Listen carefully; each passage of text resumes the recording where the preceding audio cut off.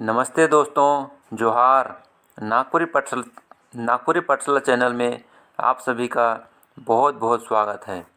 आज नागपुरी व्याकरण में हम लोग पढ़ेंगे कुछ एमसीक्यू क्वेश्चंस को, और ये एमसीक्यू क्वेश्चन पहले परीक्षा में आया हुआ क्वेश्चन है और ये मुख्य रूप से जेटेट 2012 में जो 1 to 5 में पूछा गया था वो सारा क्वेश्चंस है। तो ये सिर्फ जेटेट शिक्षक पात्रता परीक्षा के लिए भर उपयोगी है, सो बात नहीं है। ये उन सभी एग्ज़ाम्स जिनका भी नागपुरी पेपर है वो सभी के लिए ये उपयोगी है। तो आइए पढ़ते हैं हम लोग एमसीक्यू क्वेश्चंस। चाहे वो जेटेट का तैयारी कर रहे हैं या जेएसएससीजीएल का या जेएफडब्ल्यूसी है, जो झारखंड क्षेत्रीय कार्यकर्ता का भी वैकेंसी निकला है उसका तैयारी कर रहे हैं, या झारखंड का एलडीसी जो टंकन से संबंधित जो एग्ज़ाम होगा उन सभी के लिए ये उपयोगी है। तो पहला क्वेश्चन हम लोग पढ़ते हैं। नागपुरी भक्ति काव्य में केकर भक्ति मुरुख हो है।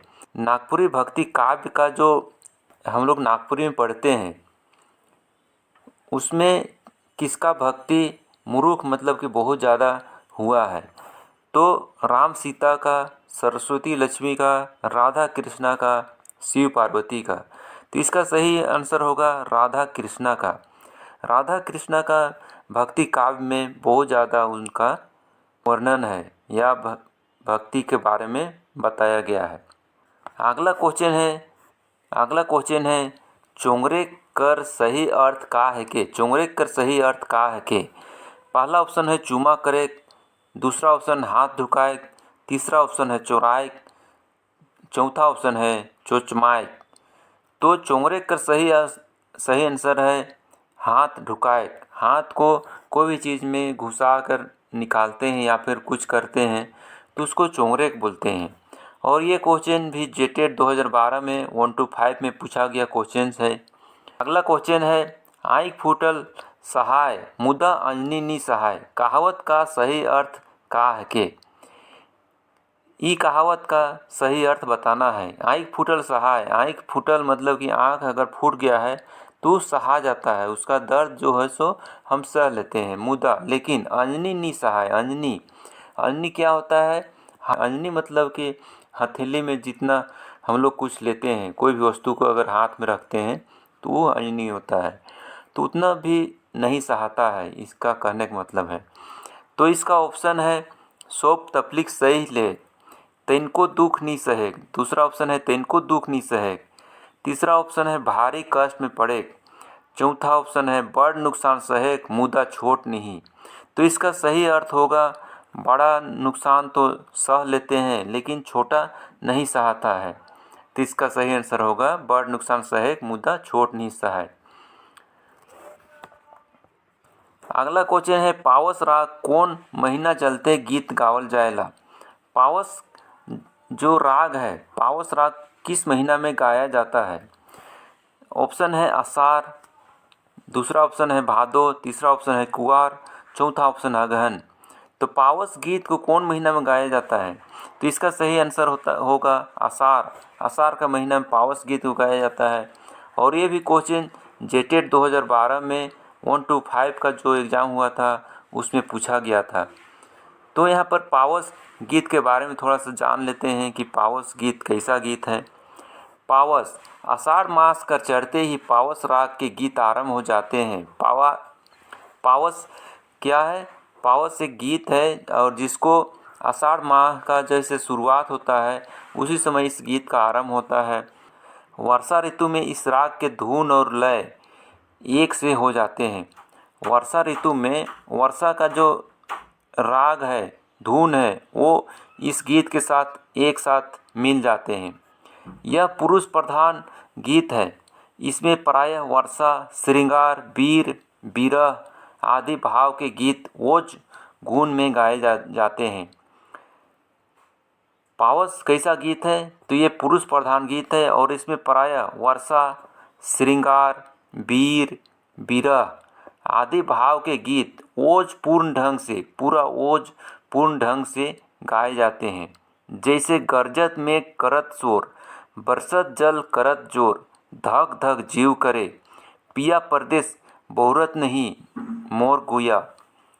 गुनी गुनी प्रेम नैना जल ढरे, कोई सखी जब आवत हित, उन्हीं कहल चित, अन्न जल तजी रहे, कोरा में बालक झेल करे, मोरे गुया। गुनी गुनी प्रेम नैना जल ढरे। तो इस तरह से पावस गीत को गाया जाता है। अगला क्वेश्चन है मर्दानी झूमर के मनक मूल नाच गीत है के। पहला ऑप्शन है कली, दूसरा ऑप्शन नचनी, तीसरा ऑप्शन है पुरुष, चौथा ऑप्शन है महिला। तो मर्दानी झूमर, जैसा कि ये कहा जा रहा है मर्दानी, तो मर्द से संबंधित है। तो मर्दानी झूमर इस शब्द से ही पता चल रहा है कि ये पुरुषों का मूल नाच गीत है। तो इसका सही आंसर होगा पुरुष प्रधान गीत है। और ये भी जेटेट 2012 में 1 to 5 में पूछा गया क्वेश्चन है। तो मर्दानी झूमर के बारे में थोड़ा सा देख लेते हैं, जान लेते हैं। मर्दानी झूमर यह पुरुष प्रधान नृत्य संगीत है। इसमें वीर रस, ओज गुण, ऊंचा स्वर, तीव्र नृत्य और वाद्य चलता है। यह जनी झूमर की लता की कोमलता के स्थान पर शाखों की मजबूती होती है। नहर की तरह नहीं, घाघ जलप्रपात की भांति तीव्रता लिए होता है। इसमें स्वर व लय ताल उत्तेजक होते हैं। इसके साथ नगाड़ा, ढाक, ढोलक, मांदर, घुंघरू, शहनाई, बांसुरी आदि बजते हैं। इसमें कहीं कहीं कली या नर्तकी भी सम्मिलित होती है। मर्दानी झूमर की शोभा इन कली नर्तकी फूलों से अत्यधिक प्रभावशाली हो जाती है। कली स्वतंत्र रूप से बीच में भाव भंगिमा युक्त आकर्षक पोशाक में नृत्य करती हैं। पुरुष इनसे जुड़कर नहीं नाचते।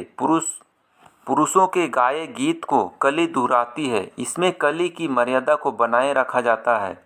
इस गीत के भी 3 पहर के अनुसार गाया जाता है। पहिल सांझा, अधरतिया तथा भिनसरिया।